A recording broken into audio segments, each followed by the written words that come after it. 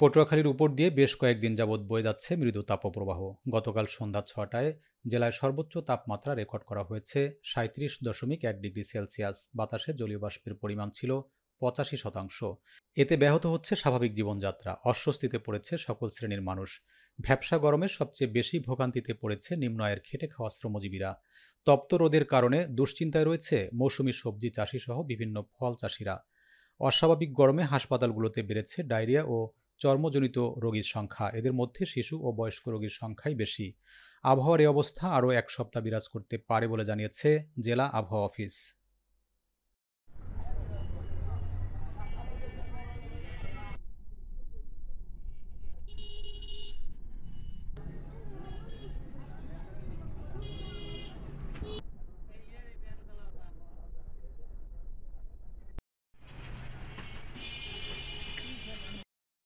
কৃতির বিদেহী আত্মার মাগফিরাত কামনায় সাভারের দোয়া ও মিলাদ মাহফিল অনুষ্ঠিত হয়েছে। শুক্রবার জুমার নামাজের পর রাড়িবাড়ি ভাটপাড়া এলাকার দারুল উলুম ইসলামিয়া মাদ্রাসায় এ মিলাদ ও দোয়া মাহফিল অনুষ্ঠিত হয়। মিলাদ ও দোয়া মাহফিলে প্রধান অতিথি হিসেবে উপস্থিত ছিলেন ঢাকা জেলা বিএনপির সাবেক যুগ্ম সাধারণ সম্পাদক ও সাভার পৌর মেয়র প্রার্থী লায়ন মোহাম্মদ খোরশেদ আলম।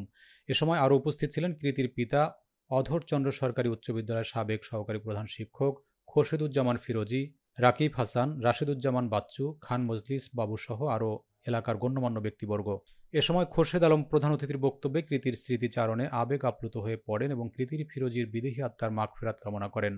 পাশাপাশি কৃতির শোকাহত পরিবারের প্রতি সমবেদনা প্রকাশ করেন। তিনি সর্বদা তাদের পরিবারের পাশে আছেন এবং থাকবেন বলেও জানান। খোরশেদ আলম আরও বলেন, সাভার পৌরবাসীর সুখে দুঃখে সকল প্রয়োজনে পাশে থাকবেন।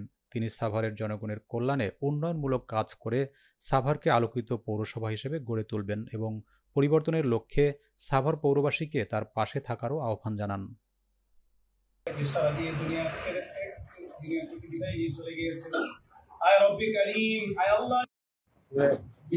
একটা নাম, যদিও সে দুনিয়া ছেড়ে চলে গেছেন, কিন্তু সাভারে মানুষের মনে একটা দাগ রেখে গেছে, চাপা কষ্ট আছে।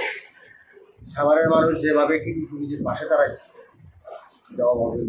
এর আগে আমার জানা মতে সাভারে এরকম কোনো একজনের জন্য দাঁড়াইছে এটা আমার মনে হয়।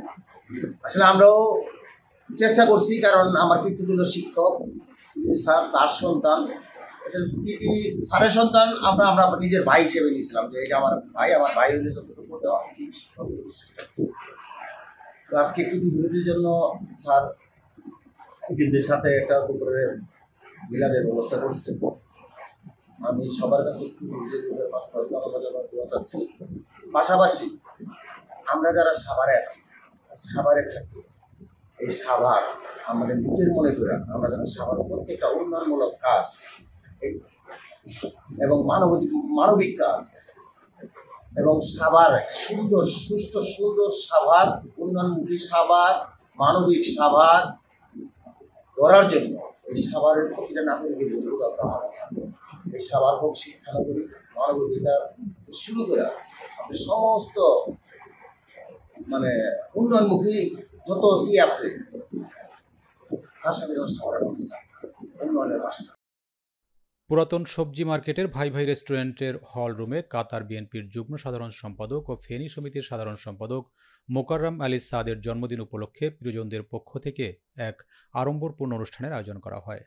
সহকর্মী মোশাররফ হোসেন জনি জানান, অনুষ্ঠানে উপস্থিত ছিলেন সালেহ আহমেদ খোকন, মোজাম্মেল হোসেন সোহাগ, মোহাম্মদ এনাম, মেজবাহ উদ্দিন রনি, মনসুর উল্লাহ রাশেদ, জাফর লস্কর, সুমন মিয়াজি, রিপন, আরিফ, তৌফিক, রাজু, হুমায়ুন, রুবেল সহ আরও অনেকে। কাতারের বিভিন্ন রাজনৈতিক, সাংবাদিক ও সামাজিক সংগঠনের সকল নেতৃবৃন্দের উপস্থিতিতে মোকাররম আলী সাদের জন্মদিন উদযাপন করা হয়।